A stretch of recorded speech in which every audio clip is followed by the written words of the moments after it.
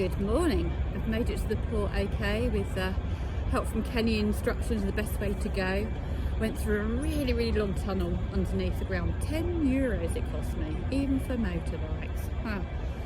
Anyway, it reminded me of when I used to have to go through the Dartford tunnel as a kid, and as a teenager I used to shut my eyes until it got out the other end because I hated it. And yeah, obviously, but once I started driving, I couldn't shut my eyes anymore, so I had to get over that one. But this tunnel is huge, and it feels like you're going down forever. But I got through, and that was fine.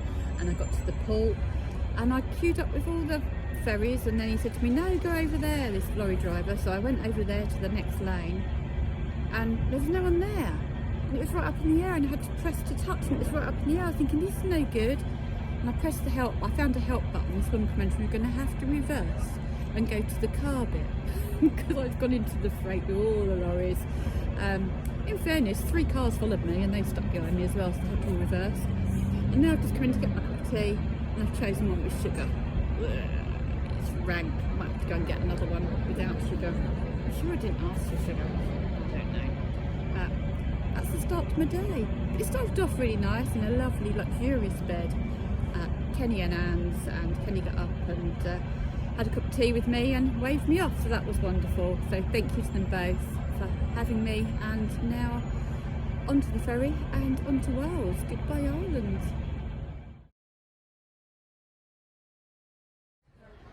I'm on the ferry taking my tablet, and on this ship I can't sit at the front looking forward through the glass. I have to get an upgrade, so I'm having to sit further down.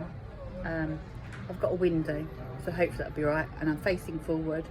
The other thing I meant to say about the tunnel actually was, these are the things they don't think of. It's like you have to pay with your switch card or your contact list. My card's not working, but I thought I'd give it a go because it got so wet and there's no way to put my pin in, so I got my card in my hand, and I've had to get my phone off of my hook on my handlebars and use my phone, and then you have to go, so I've got a glove, a phone and my card all in my left hand, trying to ride my bike. That wasn't fun for a good couple of miles. Nowhere to stop, all the HGVs. Oh, not good. Anyway, here now. I think I might just get my head down and have some sleep. Just been a magical mystery tour trying to find the barista coffee shop. Signs on this floor go that they're up, signs on that floor go they're down, and then the side on the other side of this one it's this floor.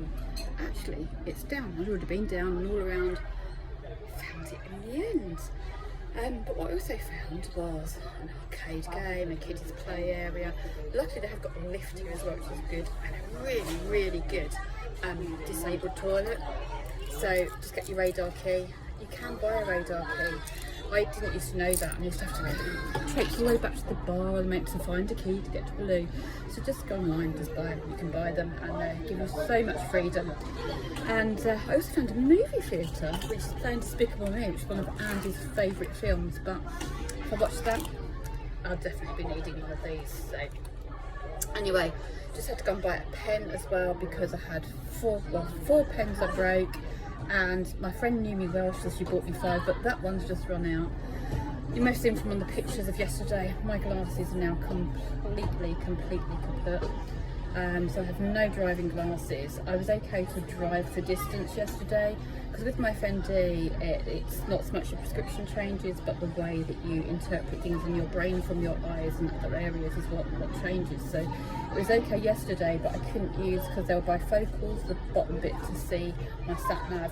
So I was having to follow the blue line, because then my Senna went, so I didn't even have the instructions, and my watch vibration wasn't working. So that was a bit pants. So it was a real struggle. 150 miles of my 170 yesterday I had with no glasses and no Senna and no watch. I was just following a blue line, so I went wrong several times, but hey, that's okay. I kind of was in a rush. I wasn't a deadline to get to where I needed to be, but I managed to negotiate it even around Dublin, around the motorways, so that was good.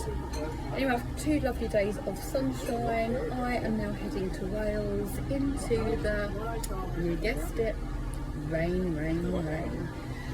I would like to camp tonight. I'm going to see what it's like. I need to try and push 100 miles south when I get off the ferry, but I won't be landing till 12:15, so we'll see how we go.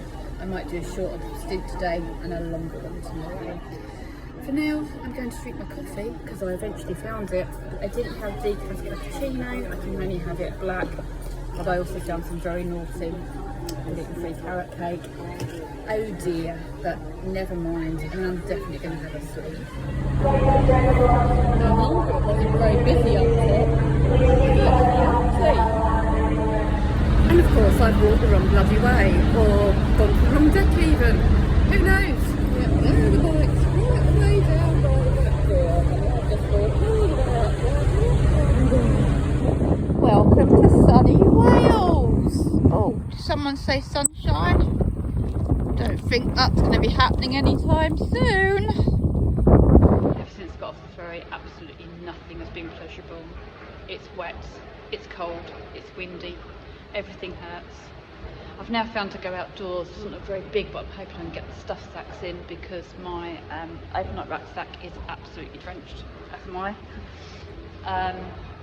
Yeah, I could get the stuff sacks. I could get 40 litres at the other places, but they weren't big enough. But I'm just going to have to get 2 40 litres if I can. Waterproof socks and hopefully some waterproof tape to tape up my fingers and my centre thing, which has come off because Andy always told me to be careful and be gentle, and I wasn't. So I have no voice in my head. Anyway, she isn't very happy right now. Quite miserable. So happy when I got here. Right now I want to cry. Oh, because I asked her where the stuff was, and so I had to go back and tell her deaf, and then eventually she came. And I still don't know what I'm looking for. I don't think this is what I need. These are just dry liners and covers to go with my rucksack, which isn't really what I need. So, for fuck's sake, I was going to find a hotel and get room service, I think. Just fortunately, I just put me on to Lisa, who was very nice. I have tape for my centre, which is waterproof socks. No sacks though, so I'm going to go to Halfords now to see what that brings. That's £38 a pop. Let's hope they work. Well, I haven't got very far today. I'm at the Royal Sportsman Hotel in Porthmadog. I was riding for about 20 miles thinking, please let there be a garage so I can just get myself, my phone, which screen's all cracked, my centre, which isn't working, on my helmet, and my bike under some dry, and try and find a hotel somewhere. Nothing was forthcoming, so I turned in Porthmadog, which probably isn't how you say it, but there you go, and found a hotel for £82 a night with breakfast. But I've treated myself. I wouldn't even get a tent up in this wind and the rain. It's just ridiculous. And do you know what? Down at 158 Performance gave me a little discount whilst I had my service done as a goodwill gesture towards this charity run to actually get a hotel for myself and treat myself one night. So that's exactly what I've done. So thank you, Dan, and everybody at 158 Performance. You're superstars. You've given this girl some shelter for the night out of the wind, the rain and the cold. Anyway, banger. Wow, I don't know. It was a bit strange there, or the go outdoors was. The little lass was really a bit odd because I asked her where for these stuff bags and she was like in the middle. I'm like, okay. Anyway, I went back up to her and I said, look, I'm going to be assertive. I said, I'm sorry, but I'm deaf and I didn't hear what you said. So she went again, and this other woman went to her, called her name and said, just show her. So she walked off with her back to me and said, I'll show you in case you didn't hear me.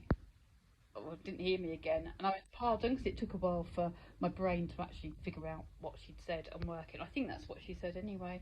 And she just took me to it, ignored me when I said pardon, took me round and went, there they are, and walked off. It's really bizarre. But the other lady was quite nice, and Lisa was quite nice, and the young lad on the checkout was good as well. He was nice. He even liked my bike when he came out. And they did tell me that Halfords might do the stuff sacks that I wanted, so I went to Halfords and I asked the man there and said, do you do these stuff sacks? And he was like,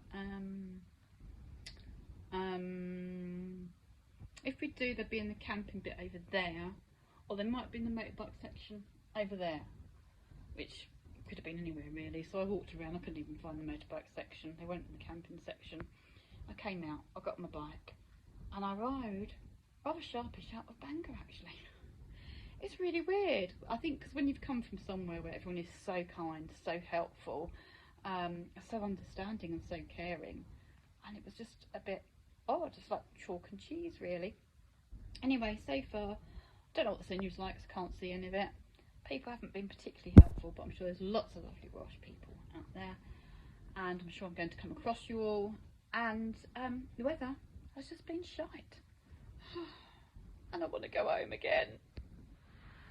I've decided they're not very disability friendly in Wales.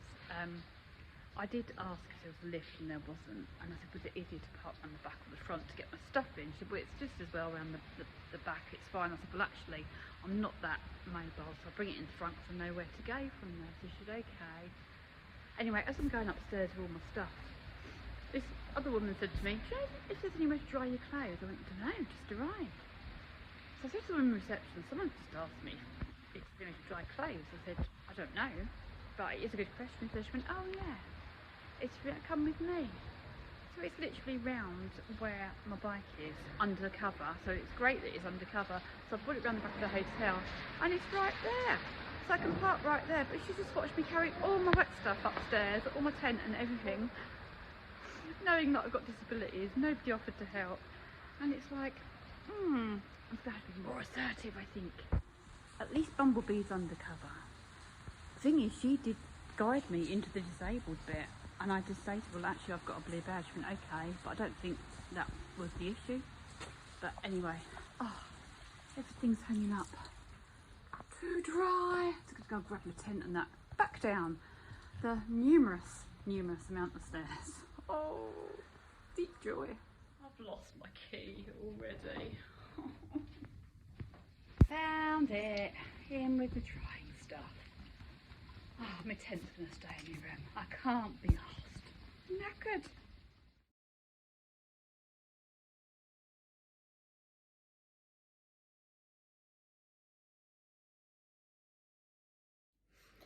Oh, I've just had a really lovely dinner, gluten-free and dairy-free, like vegan.